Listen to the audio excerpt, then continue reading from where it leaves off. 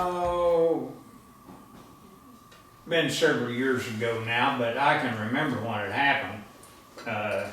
This young boy who was a student at the American Institute in Jerusalem was out walking around the eastern wall over in the Arab cemetery, and he fell through, just, and fell down on some bones in a tomb and everything. And when the dust cleared and he was able to gain his senses, he looked up and he noticed a couple of archways.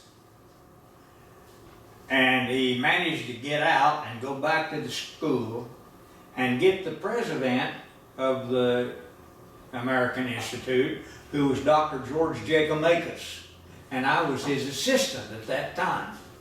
And he brought him, his name was Jim Fleming. Jim Fleming. He brought him back to the tomb, and they got down in there together and saw those archways. And those archways were Roman, and they were the archways of the original Roman entrance gate into the city of Jerusalem from the time of Jesus. And